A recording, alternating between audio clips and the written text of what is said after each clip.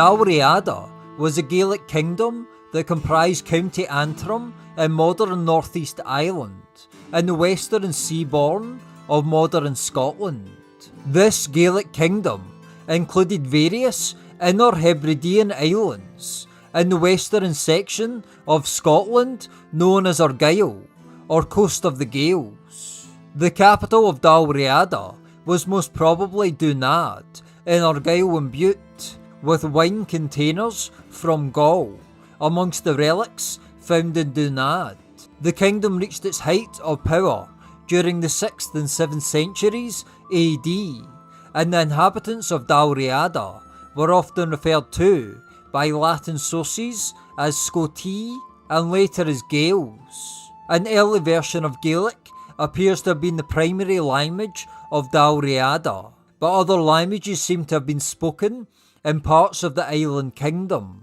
Columba, the Irish abbot, famously used a translator when speaking to someone from Skye, and there is evidence from place names that pre-Celtic languages were spoken in certain regions. Celtic languages are divided by some scholars into two categories: pre-Celtic languages such as Gaulish and Brittonic, and Q-Celtic languages, which include the Gaelic or Gaelic languages of Irish, Scottish Gaelic and Manx today.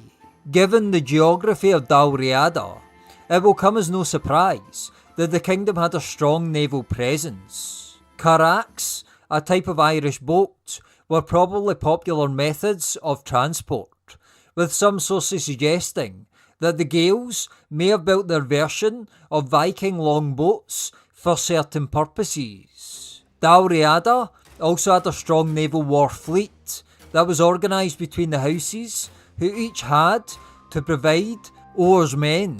In relation to the origins of the Gaels in Scotland, one argument is that they came from Ireland and conquered the western region of Argyll in Scotland around 500 AD. The story goes that the conquest was led by the three sons of the king of the Irish Dál Riata, Eirc, with his sons being Fergus Mór, Lorne and Angus. This narrative is challenged by others, who argue that the Gaels were in Scotland centuries before this.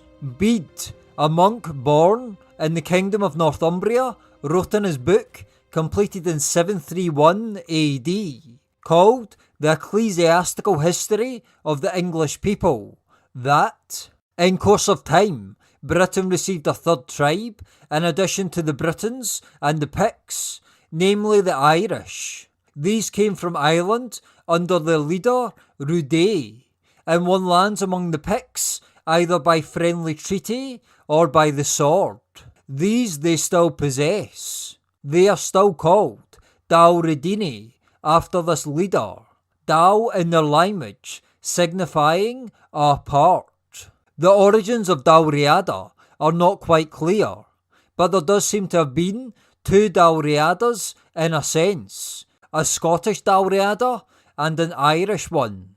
In relation to the organisation of Scottish Dál Riata, it was comprised of four main kindreds, with the leaders claiming descent from previous kings. The four kindreds were Kenel Gabrain, based in Kintyre, Kenel Angusa, based on Islay, Kenel Loran, who gave their name to the district of Loran, and Kenel Comgaill, who gave their name to Cowell.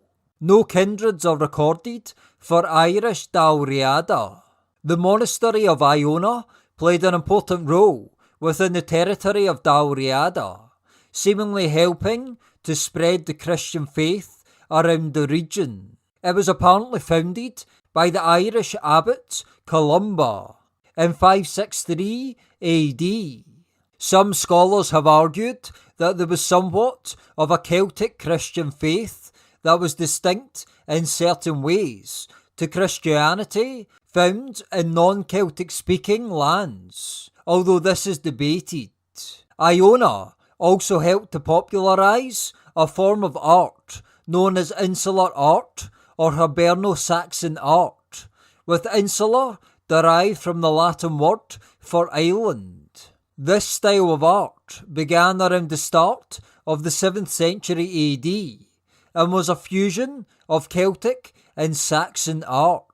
Insular art is known for its use of interlaced decoration, among other traits. One of the most famous kings of Dál Riata was Aidan mac Gabrain, who ruled from 574 to 608 AD during the golden age of the kingdom. He was made king at Iona by Saint Columba, and he extended the power of Dál Riata to places such as Orkney and the Isle of Man, whilst also winning campaigns against the Picts and the Britons. He was eventually defeated at the Battle of Degstastan in 603 AD by Ethelred of Bernicia, the king of the Anglo-Saxon kingdom of Bernicia in modern-day northeast England.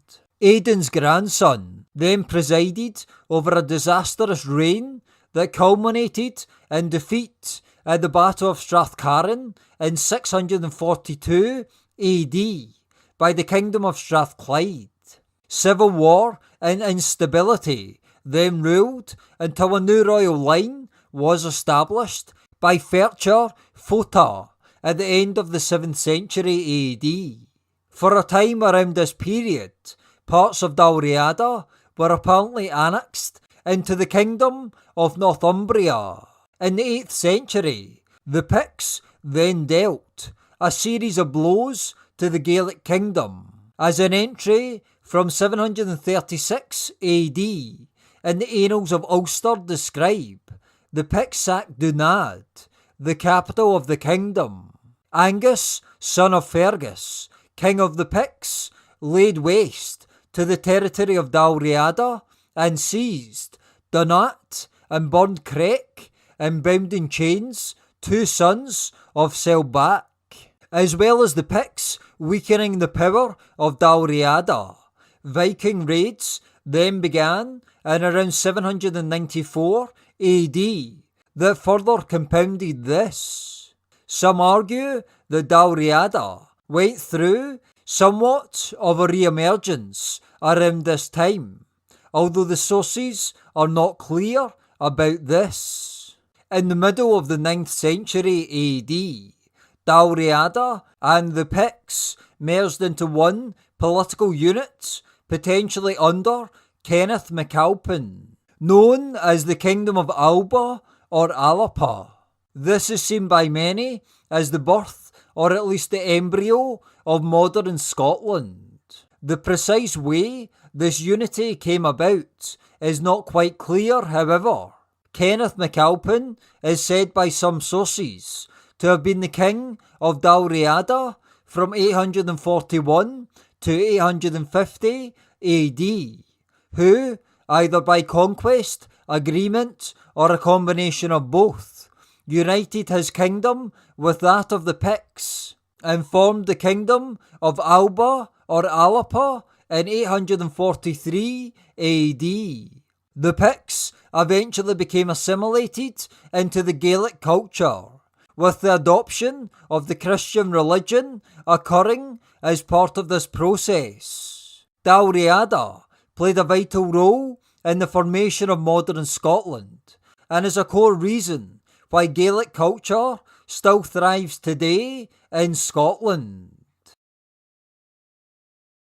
Thanks for watching. Please subscribe and hit the bell to turn on notifications. You can also support this work through buymeacoffee.com and Patreon. All the links are in the description below. By supporting this channel on Patreon, you will gain access to exclusive benefits, and you will greatly support the growth of this channel.